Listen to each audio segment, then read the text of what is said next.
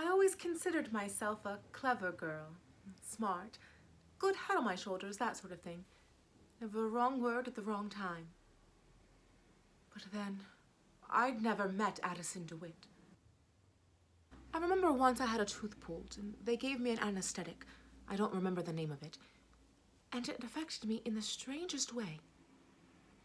I remember hearing myself saying things I wasn't even thinking, as if my mind were somehow outside of my body.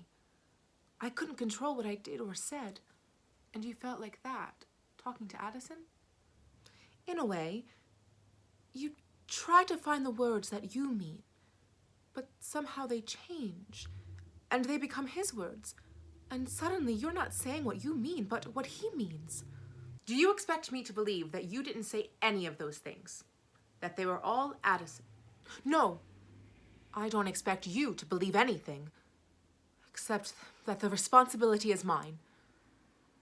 And the disgrace. Let's not get overdramatic. You've really got a low opinion of me, haven't you? Well, I'll give you some pleasant news. I've been told off in no uncertain terms all over town. That should make Miss Channing happy to hear. How loyal her friends are.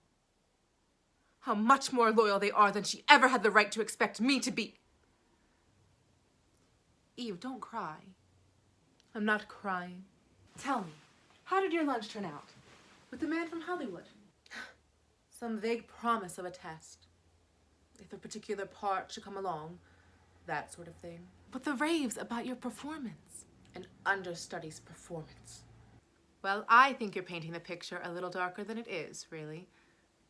If nothing else, and don't underestimate him, you have a powerful friend in Addison. He's not my friend. You were my friends. He can help you. Oh, I wish I'd never met him. I'd like him dead. I want my friends back. Eve, I don't think you meant to cause unhappiness. But you did. More so to yourself, perhaps, as it turns out, than to anyone else. I'll never get over it. Yes, you will. You theater people always do. Nothing is forever in the theater. Love or hate, success or failure, whatever it is, it's here. It flares up, burns hot, and then it's gone. I wish I could believe that. Give yourself time. And don't worry too much about what people think. You're very young and very talented.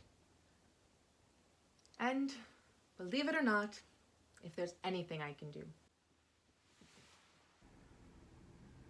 There is something. I think I know. Something most important you can do. You want to play Cora. You want me to tell Lloyd I think you should play it.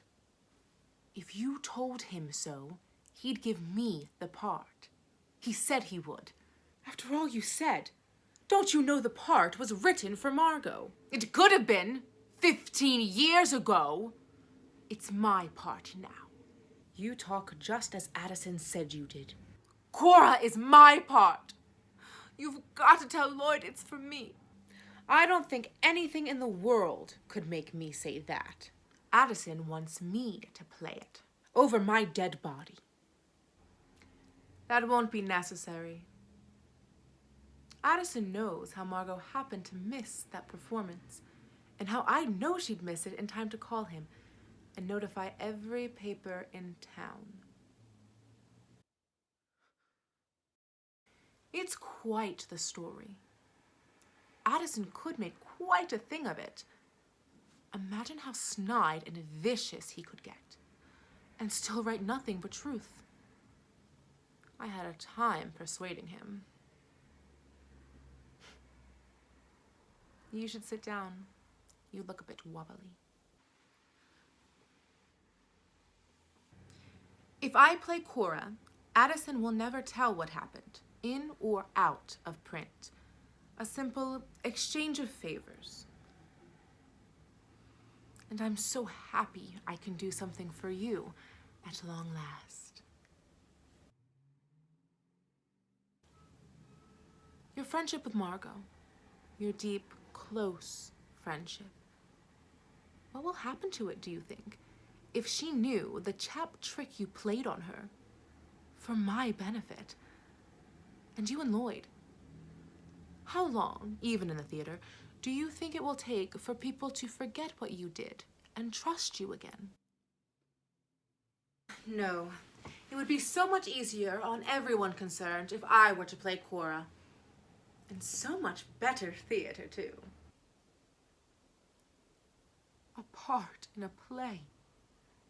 You do all that just for a part in a play. I'd do much more for a part that good.